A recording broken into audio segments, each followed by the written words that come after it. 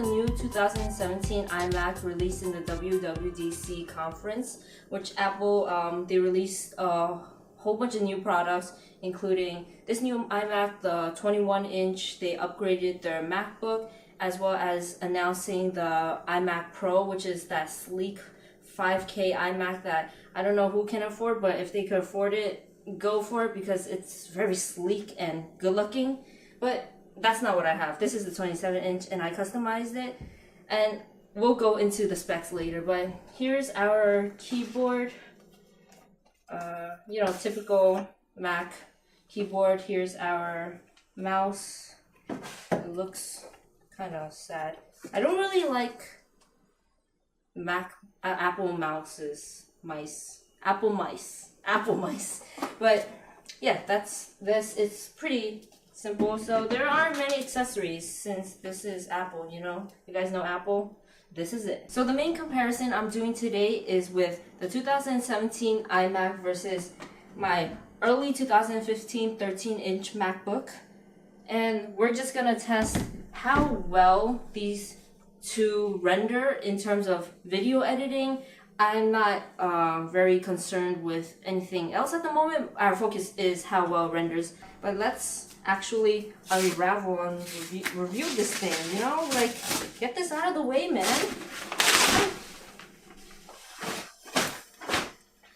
Whew.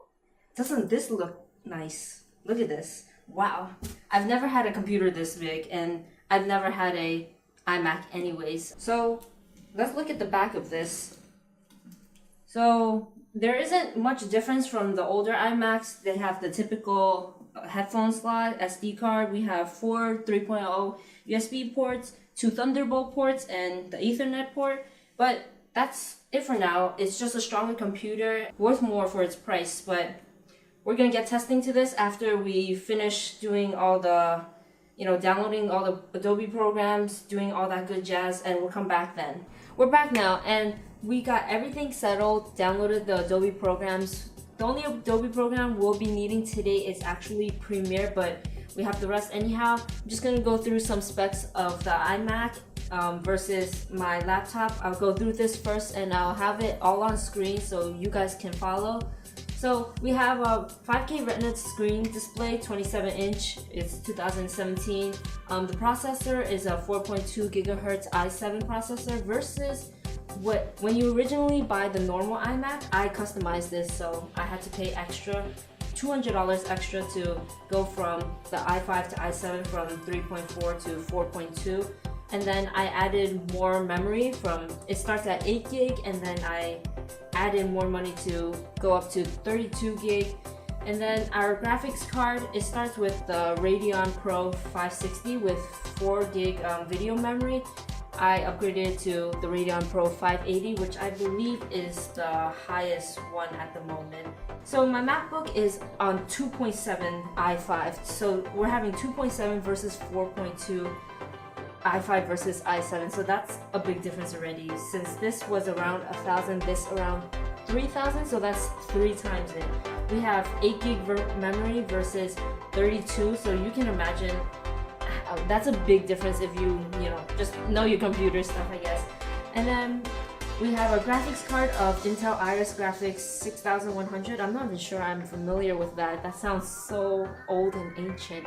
So I prepared both of the drone footages on the iMac and on my MacBook in Premiere. So the settings for these two are the same because I've imported the drone footage, and the sequence is based on what I imported. So this is 4K 60 FPS. And before we get to the rendering part, I just want to show you guys how smoothly this 4K plays on our new iMac over here in full resolution.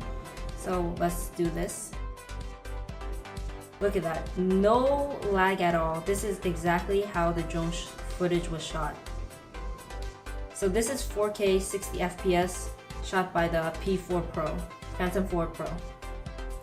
Now, pause there and let's look at our MacBook over here. Let's try to play it in full and we'll see how that goes. So surprisingly, it is playing. It usually doesn't, but you can see the lag is very, very clear here. Now let's pause that and let's see if it plays in 1/4 of the resolution. This is playback, so let's see if it'll go. It is struggling. It is struggling very, very much. So as you can see, my MacBook cannot handle 4K very well. I usually do edit like 4K drone footages if I have to, and I do not work with proxies. But as you can see, it's not handling very well. So we're gonna go into rendering this. So I'm just gonna go through the settings. So setting sequence, just double checking, even though it should be the same. It wouldn't make any sense if it isn't, but yes.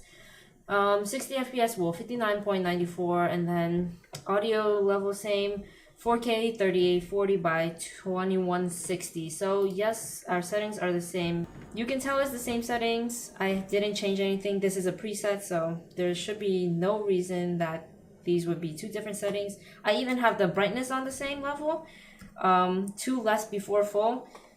And you can see the color difference. This looks so much brighter and vibrant versus my kind of dull laptop. I mean, the laptop is still good, but in comparison, you know.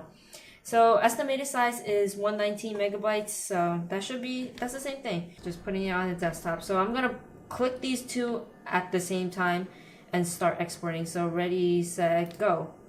Okay, so right now, wow, look at that estimated time. It is at 1 minute and 20 seconds. Is going down real quick. Right now here on my laptop, it's actually pretty quick. It's on 3 minutes and 30 seconds. It's a three times the difference. This is 3 times quicker. So basically we have 0 seconds left on encoding because it just finished, and our poor laptop over here is still at 2 minutes and 40 seconds. It extended from before, and that's kind of sad, but this is how I work. And would you look at that, it's finished, and here we're still on 2 minutes and 30 seconds. Let's see how well this test footage came out. So our test footage is right over here, and we're just gonna do this in preview. And would you look at that, smooth, so smooth that I try seltzer water again. Oh, whoa, whoa. Oh, I do really hate seltzer water. Oh, it is so bad. You would think pineapple strawberry tastes good. But yeah, look at our drone footage. It's perfect. That concludes that. So it took about 1 minute for the iMac to actually render the 25-second drone video footage in 4K 60 FPS. And for the same clip, it took my laptop with the MacBook Pro about 5 times that time, which was 5 minutes. And I know this isn't a really good comparison, just because ideally you would not be, rendering 25-second footages, and for a vlog it would be maybe 7 to 12 minutes or even more.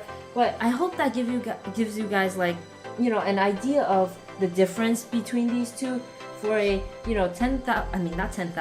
a $1,000 laptop versus a $3,000 iMac, what the differences are. Of course, that is only in rendering, and in Premiere Pro it doesn't really tell you much, and I'm sorry for that, because we are not a tech reviewing channel, and I'm not even a professional at this. I'm terrible at tech reviews. So if you have any specific questions, feel free to ask. If you want me to test something with this computer, that would be great, because I'm still trying to explore its capabilities. And for a $3,000 investment, was it worth it?